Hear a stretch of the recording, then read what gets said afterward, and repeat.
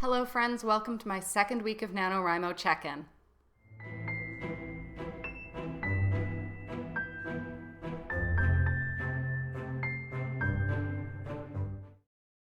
This video is sponsored by Wracon. Be prepared for the biggest writing challenge of the year with over 70 writing, researching, and planning templates to help you organize all aspects of your life and novel. Use code HOLLY15 at checkout to get 15% off your planner and help support this channel. Thank you. Well, hello there. Welcome back. Or, if you're a new face, it's nice to see you here. Well, hello there. Welcome back. Or, if you're a new face, it's nice to see you here. Today I'm going to update you on my November progress and also share an interesting conversation from a reading I did a few weeks back. Starting with my writing update, still going strong. As I film this, I am sitting at just over 18,000 words, and today is Friday, so I'm gonna get probably about another 1,600, and then at Saturday's sprints, when you are watching this, my goal is to just go over that 20K mark. I have been able to write every day, and everything is going quite smoothly. Getting out to write isn't something I've done much this time around, but I did get to Old Port once this week, which was mostly nice. The cafe we went to was just really cute, but they were blasting their music and there were just too many people. There are so many times in Montreal where it's just way too social of a city for me, but it is pretty. I have been running regular sprinting sessions as promised, and those are going really well. I decided to pick a literary theme for each week of the month and create prompts as well as find images associated with that theme, so that's been really fun. This week is romance, and I actually, yesterday, wanted to come up with something a bit extra, so I found words from other languages that we don't really have words for in the English language, and those were kind of cool to research, and people enjoyed learning about them.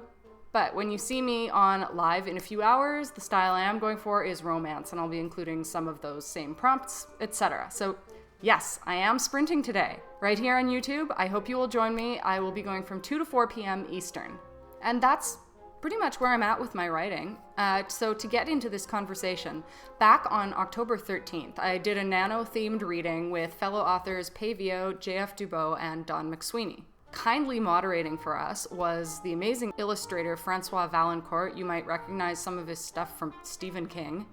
And he's just a really lovely person. Pei, JF, Don, and I each did a reading, and I'll admit mine probably went a bit too long, which is completely out of the ordinary for me because I usually rush through and don't take long enough. So I think in this case I overcompensated, and I will be uploading that separately, which won't be so bad in YouTube format, but I mean, I'm still getting the hang of it, right? So hopefully, after that, I will be able to adjust and get my timing perfect. But I digress. After our readings, Francois directed a Q&A period with us, and I think that you'll find it incredibly valuable. So without further ado, enjoy the chat. So I have some questions prepared for you, and after that we'll move on to the questions for the participants. So I'll start with some easy ones.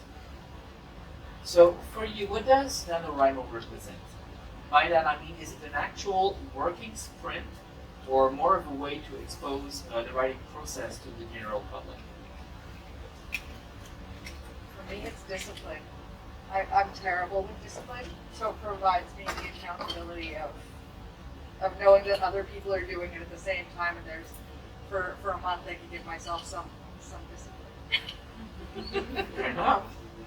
That's pretty much how I got into it as well. I spent years and years just sort of, like, I loved writing, but I would wait for inspiration every time. It's like, oh, when's it going to come? I'm not going to write without it. And the first year I did NaNoWriMo, I sat down every day and just wrote, and it taught me that, and now I can continue doing that even outside of NaNoWriMo as well.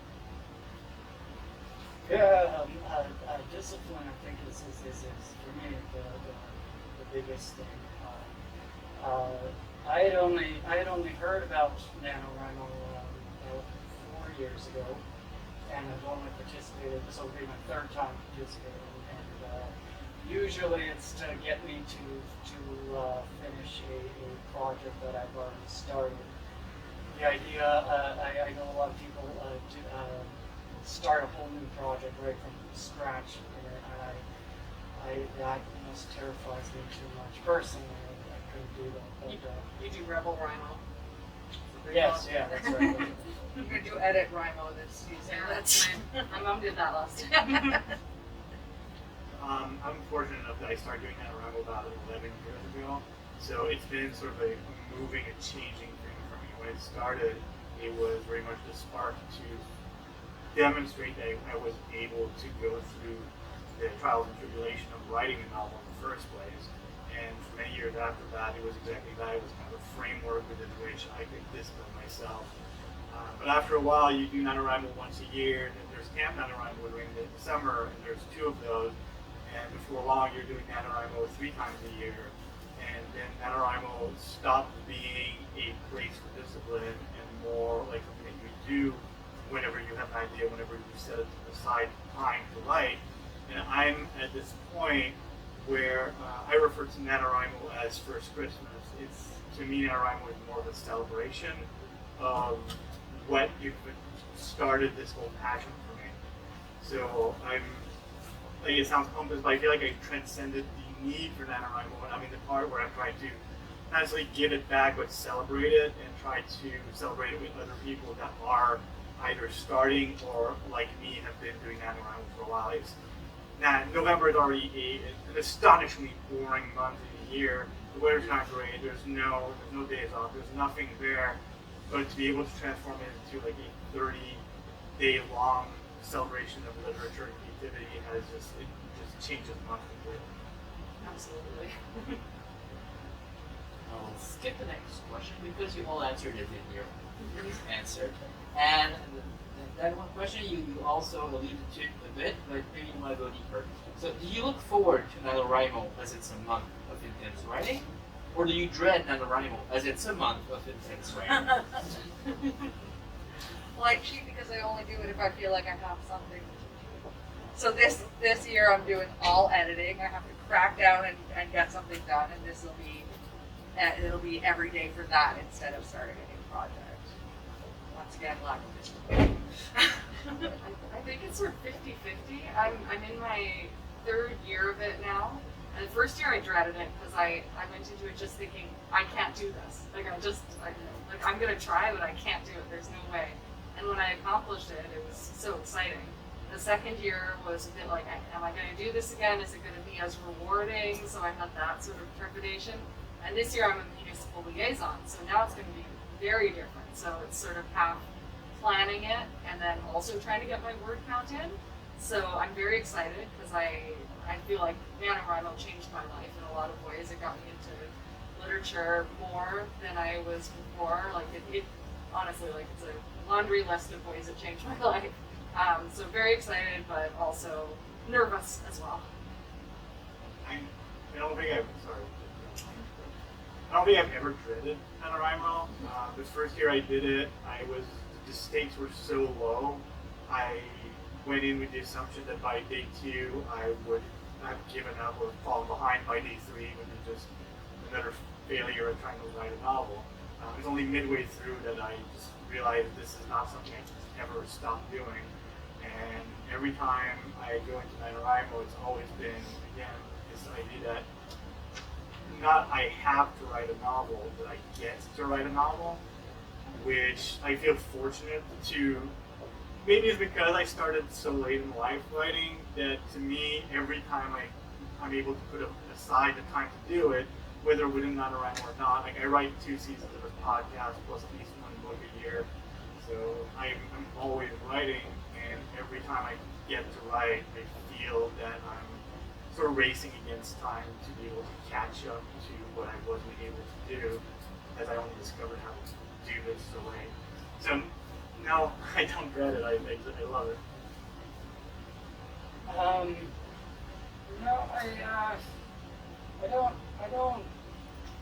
It's funny. I will up until the point it happens, and then once it gets going, I realize it's basically what I've been doing for a long time anyway. And whether you want to name it whatever you want it to be, it'll be the same kind of thing. And I think once I realized that, all that kind of those kind of feelings didn't ever occur. You all come from different backgrounds and are at different stages of your author life.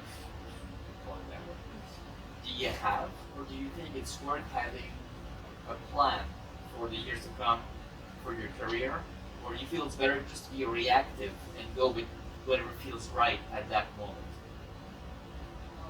I think you want a loose plan so that you keep moving ahead, but you can't really predict how things are going to go in a creative field, right? Like, I've been in art since I was born, pretty much. Both my parents are artists, so I saw a lot of it. It has to be very, very fluid. You never know what's going to catch on, what people are going to like. You have to go with the flow a lot. You have to change. There's a lot of pivoting. So I think if you set sort of a general goal, like, I want to get an agent this year, something like that. You know, you should be setting goals like that. They should be sort of larger goals that you can work on over a lengthier period of time, and then just see what happens on the way.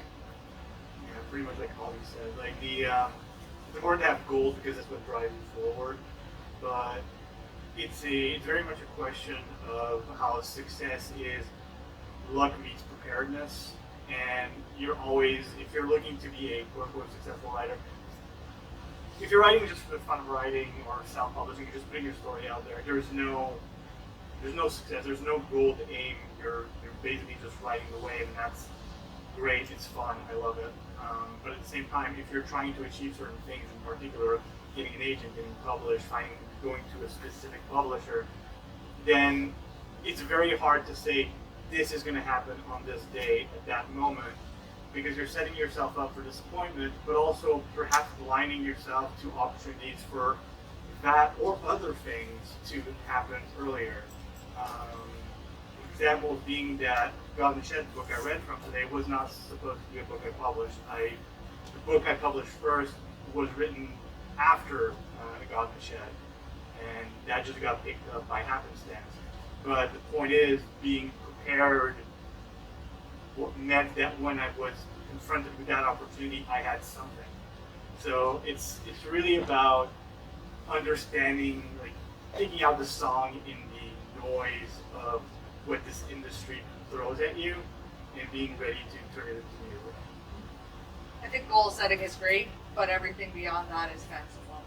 I think you could aim for whatever you care to aim for, and the outcome will be whatever the outcome is. But goals keep you on track, keep you disciplined, and again with the preparedness, because if you're doing it, then it's there when you need it, and that's where your attention is. So that's where your energy is. So that's what you're cultivating in your life. So you're more likely to catch it. Yeah, not much to add on. Yeah, luck means preparedness, as you said. You can always keep in the plan the opportunity to change things. Now we're going to move a bit to the industry side of things with the next question. In the past year, there's been a great many new small publishers. Self-publishing is gaining respectability, and big players are still publishing a ton of books each year. So it's a twofold question. Mind you, I ran out of most of my questions are twofold. Do you feel that this fragmentation in the publishing industry is helping writers, and you see more small publishers joining, or are we kind of a saturation point? You want my whole thesis on this? Yes, please. Or just the abstract? I think that in general and in the long term, what we're seeing more small presses, more success and respectability with self-published creators. In the long term, this is all extremely good. It allows us to break away from what was the big five, and it's now a big four, I believe. Like these weird monopolies are just choking the industry. It's allowing us to see the birth of different writing communities. One of the things that is frustrating in any creative community is the sort of networking and incestuous behavior, being able to be in the right clique with the right people who will first, introduce you to the other right people and then help you blow up. It sort of dilutes the necessity for the skill, for the creativity, and for the art to be there in favor of the networking and the sucking up and being in the right place at the right time. Because there's so many more creators, there's so many more avenues for creative things to be done, it's opens the door to more people to join into the space. It's because if you just do the math, you don't need that many people buying your book if you're putting out a book a year and making $1 for each book. You don't need to sell millions. And with the way the internet works, with Kindle publishing, the way it works, it allows you to, if you work hard enough, to gather that audience.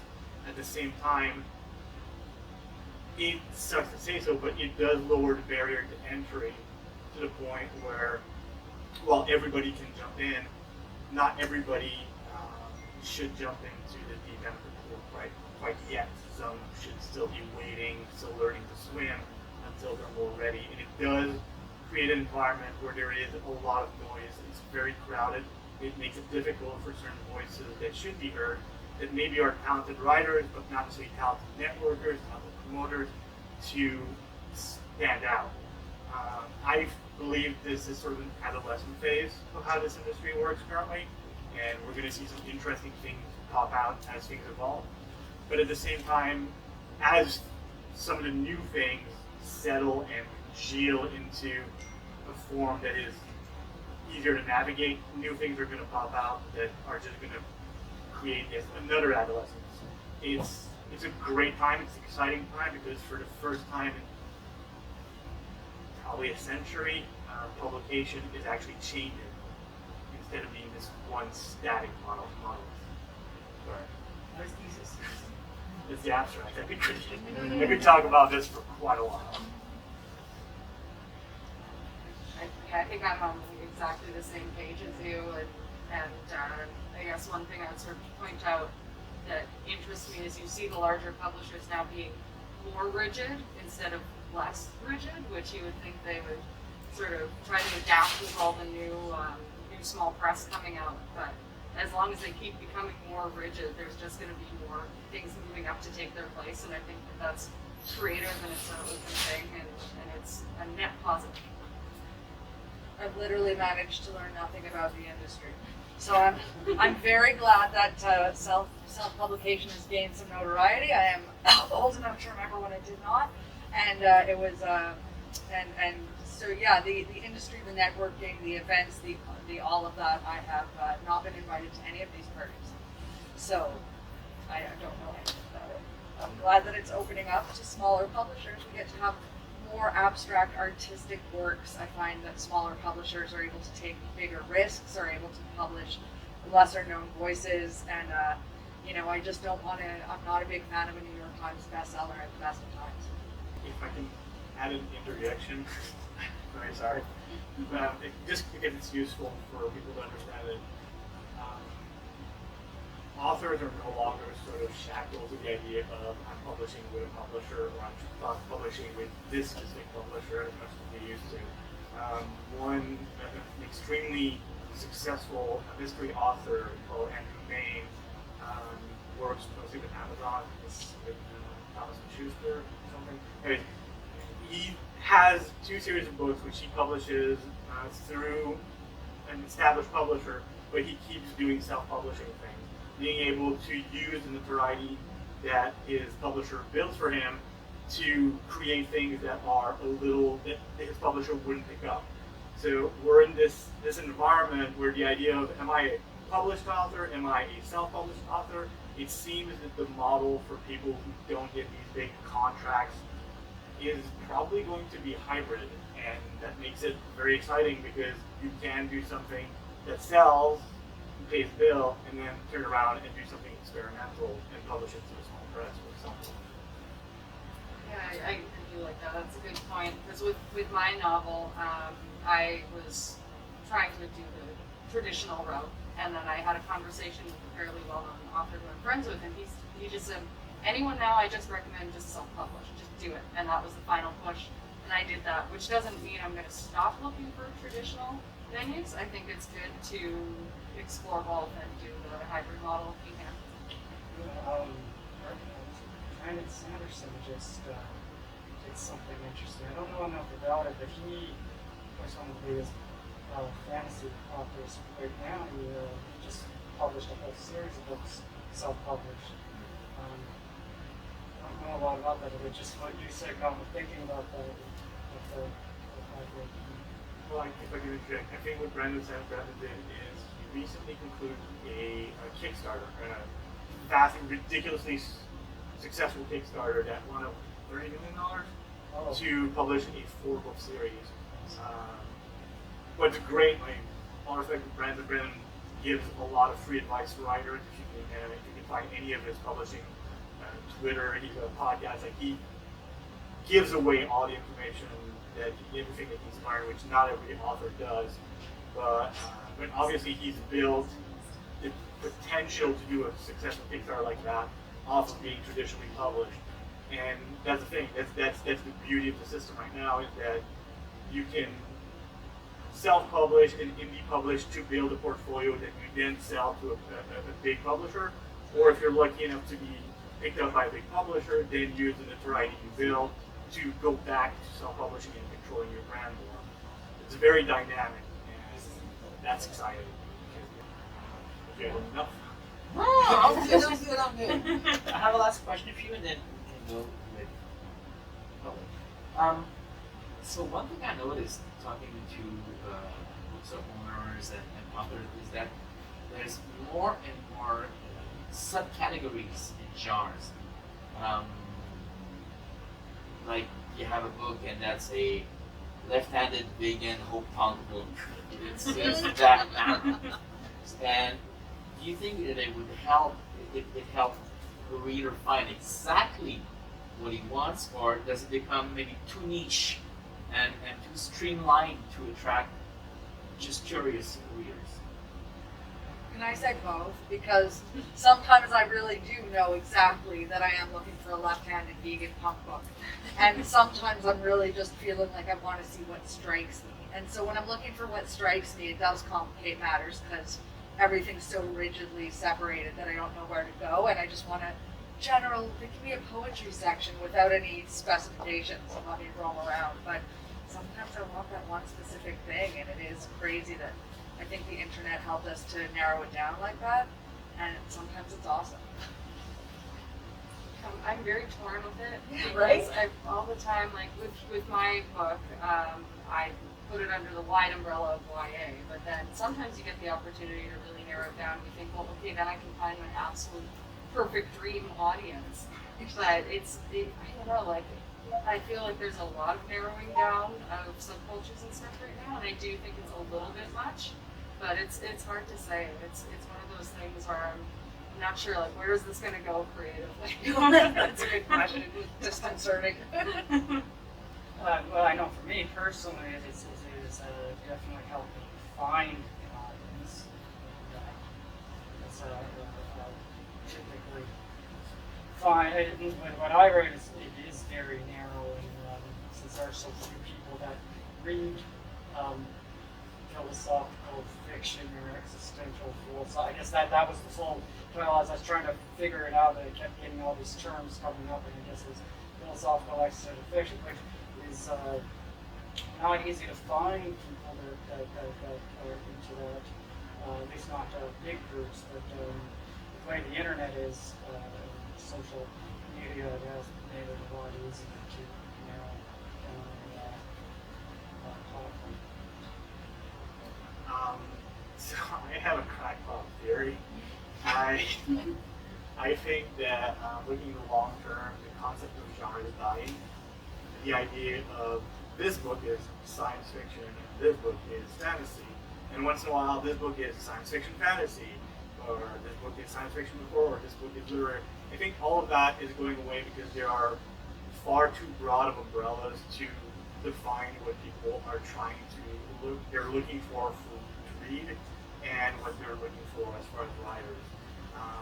I think we are moving, especially with the way people, especially younger generations. I'm fortunate enough because I write what other people have told me is YA. I've been fortunate to interact with a younger audience and sort of get a feeling of how they browse for books.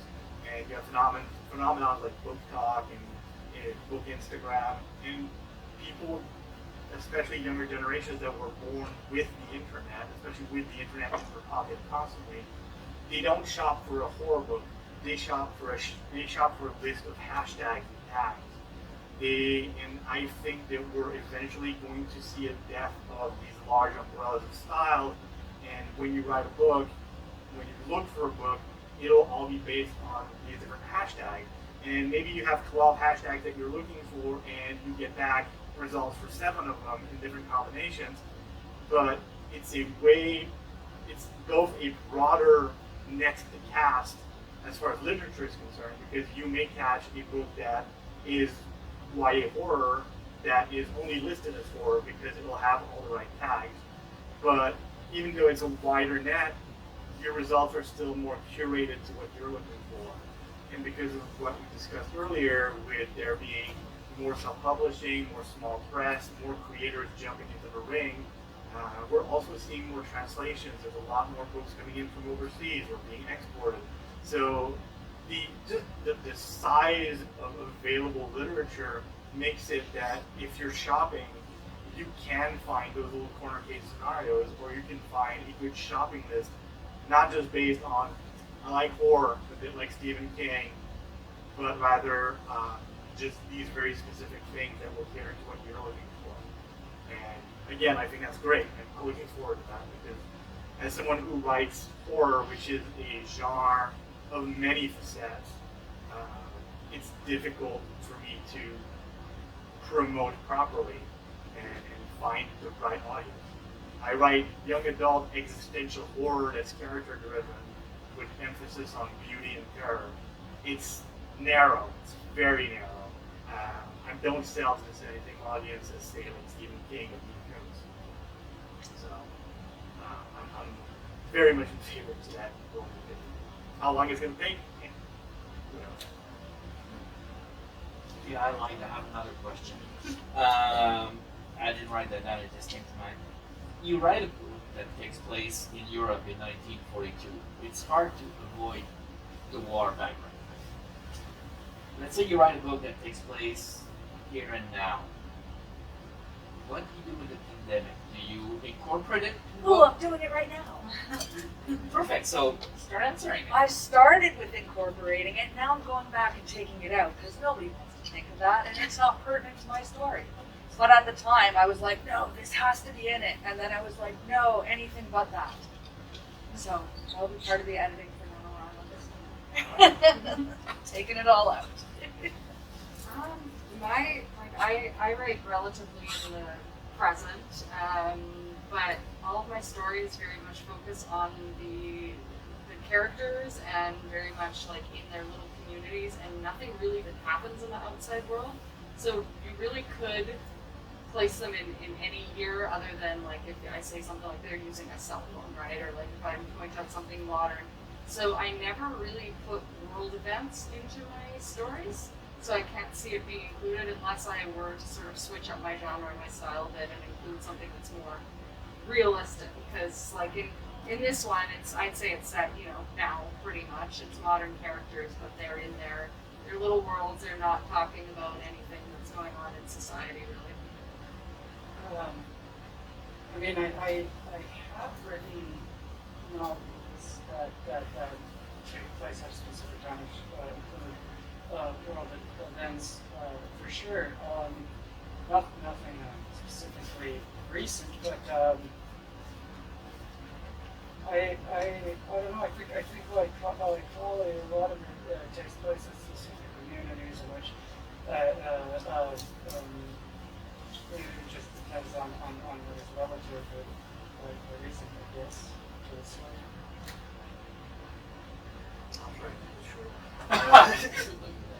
Thanks. The podcast I write for is supposed to be contemporary. When we got into our second season, the beginning of our second season, we were in the middle of the pandemic, and the way we addressed that is by simply having one of our seasonal specials, a longer episode that we do between seasons, have it be specifically a lockdown special where we tackled sort of the thematic of the pandemic. The series Forgotten the Shed and the follow-up book happened in 2012, so it's not a concern. the way we're handling it as we're moving forward with the podcast is that once in a while we do mention, like, back when there was a pandemic, back when there was lockdown, but the way I approach it is I kind of approach it in a way that mirrors how we look at it, how we converse about it today. There's a lot of ambiguity. Like, here we wear masks, this is fine. Other places they don't care. I guess that's fine. We'll see later in the fall how that happens. But we're still sort of in this portion where it's part of the conversation. I feel the only rule I kind of have concerning the pandemic is not to discuss it needlessly or lightly, in the sense that I don't refer to the pandemic just to say I refer to the pandemic. I'm not going to write a horror novel that's about pandemics just to capitalize on the fact that we just had one, or we're still in one. It's to me, it's just a question of not necessarily ignoring it, but also paying it respect the same way you would approach, you mentioned, like, say, a novel that's written during the war. Yeah, you mentioned the war, but depending on what you focus your story on, the characters. Like a good example, Pan's Labyrinth. I don't think I've seen this movie. Pan's Labyrinth happened during the war. It's an ever-present object. It's always there in the room with you, but it is not the subject of the story. It's an accessory. It's an accelerant. It's a catalyst for it. And I believe that if you're going to include the pandemic and the lockdown in your story, it should be treated with sort of the same importance, especially in this day and age. And 2040, maybe we'll care a bit less because we'll have other cataclysms. That's all I have. That's all I have. Does anybody have a question to ask our distinguished authors tonight? Anything especially about NaNoWriMo, like, we have a musical liaison, so she knows all the nitty-gritty, and I'm old, and I've done it a lot, so. I thought you were just saying you were older or something. Me too. Boy. Hi. Well, thank you very much for your readings and answering the questions. It's really nice, you know. Yeah, so I guess my question is more about what do you do after NaNoWriMo when you do have a book, right? So I did write a book, actually mostly in November, and I'm just thinking, like, what's the next step? Like, now you have something, and like, what do you do with it, right? So like, I think all of you have had this experience, so yeah, I would love to hear that.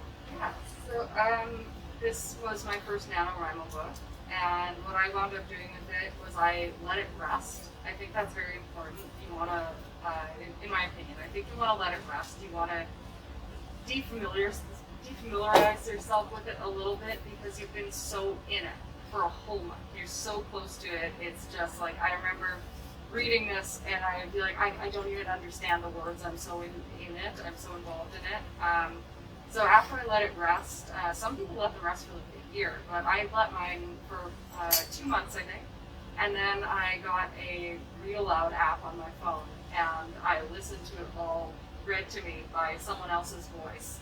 And then I got a physical copy printed, and I started editing. So if it's something that you want to put out into the world, you're going to want to get to editing it. So editing is your next process. So I do a couple rounds of editing myself, and then I hand it off to my editor right here. And she does a couple edits, we discuss it, and then, you know, you get to the final point, then you're going to move on to beta readers if you're interested in beta readers, and you're going to move on to querying for agent, publisher, or you're going to self-publish.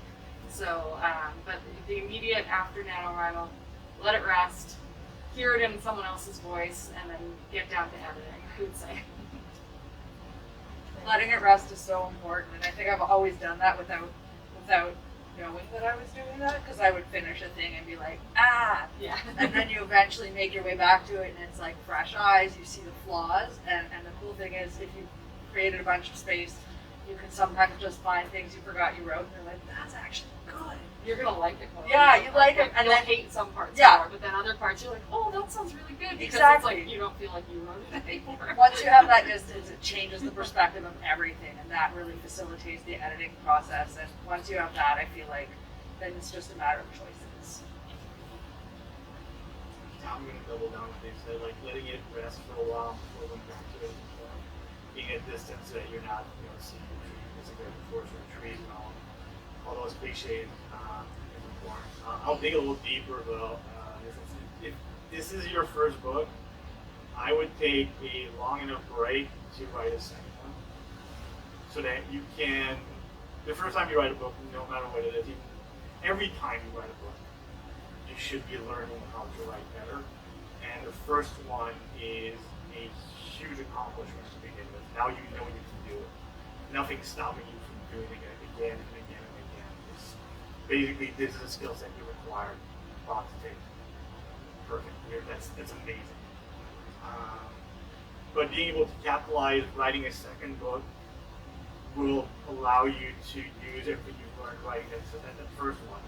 But also, what's interesting is that when you do pick up that first book and you start rereading it, everything you've learned from the second book is going to help you edit, review, and better understand what you can improve on the first one. You're still going to find all those gems. You're still going to read these sentences that go, I cannot believe I wrote this paragraph. It is gorgeous. It's wonderful. This is classic.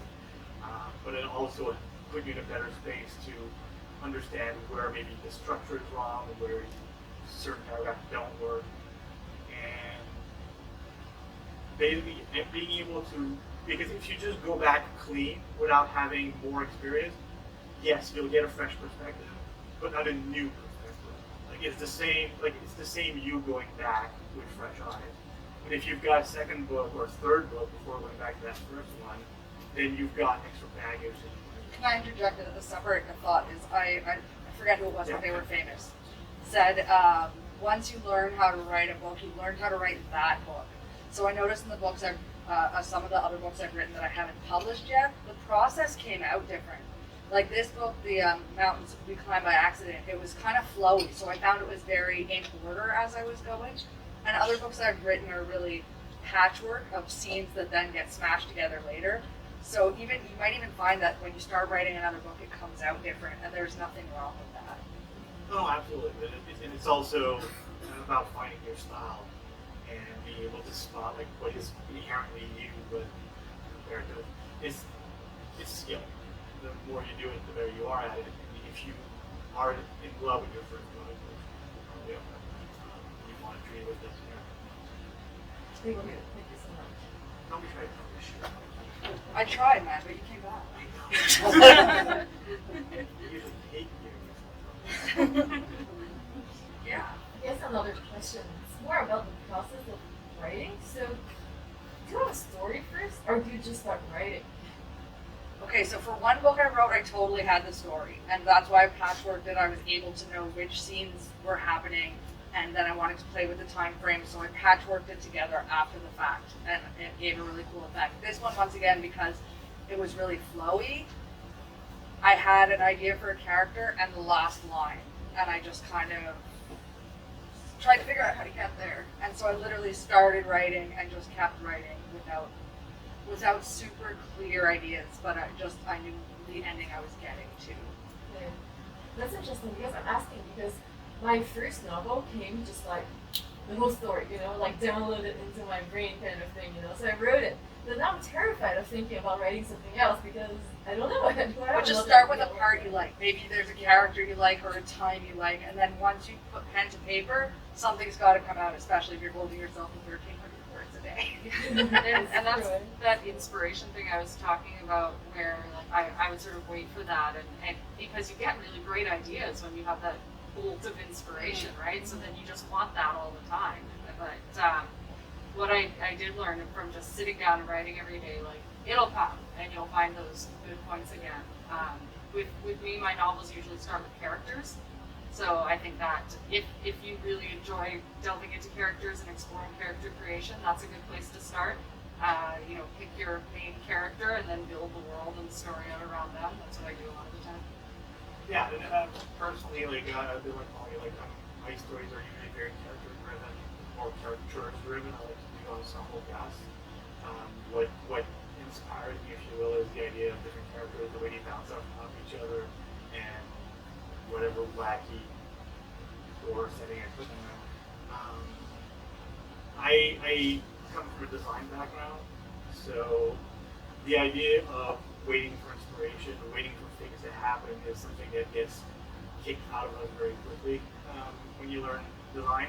Because clients won't wait for you for the reviews to show up. They don't care.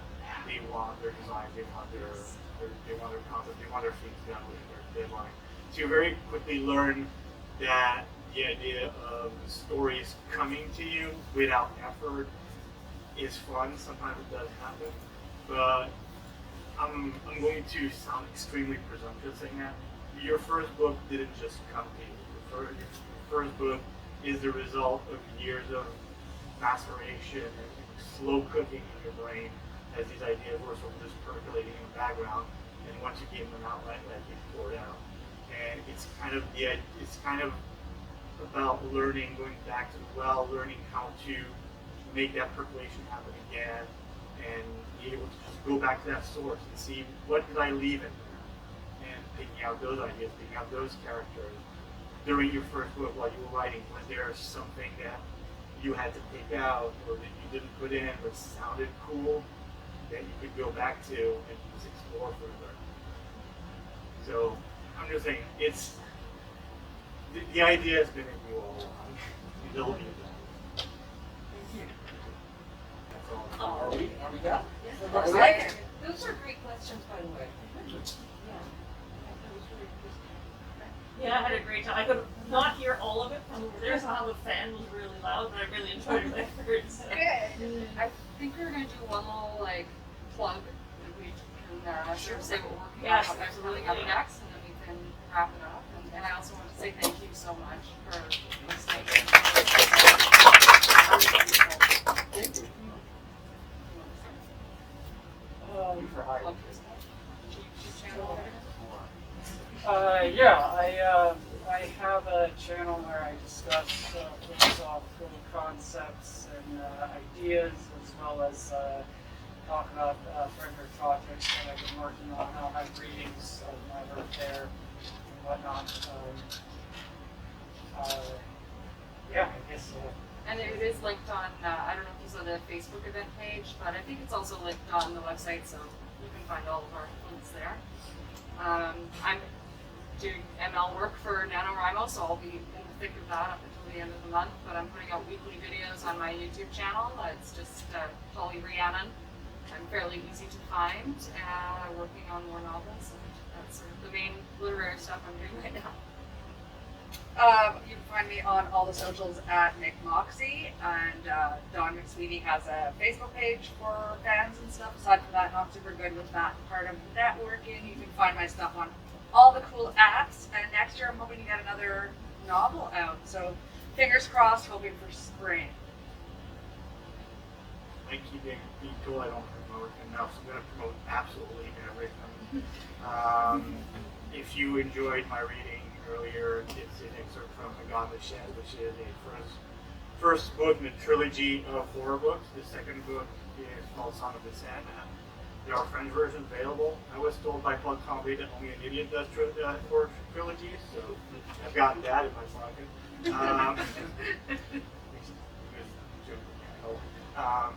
I also write for a podcast called Eight Willow, which is a podcast about demons, coffees, witches, and baking. I'll take a card, it's got a recipe in the back, so you don't have to listen to the podcast. You can just make a kind of orange honey poppy seed cake. We're on our 5th season published so far, and it's probably one of my favorite things to write. I started writing it as just a way to keep writing between publishing gigs, and it's one of my favorite things right now. Otherwise, no, that's it. That's all I've got. Oh no, wait, I also want to plug, if you like short story anthologies, I have a short story to be published in the Iron Forge, the Horror Forge anthology. You can just go to Amazon, search for Horror Forge anthology, and you'll find it. It's got a great cover by the exceptional François right here. He even made a special illustration just for my story, so I'm very, very grateful for that.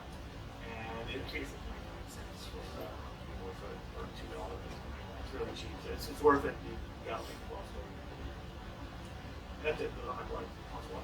Oh god, I have to look myself. Okay. Oh, If you wonder what little things I do, you can look at consola-art.com. And right now I'm finishing 2 big projects, one for Dean Koontz and one for Alma Katsu. Big illustrated limited edition of their books.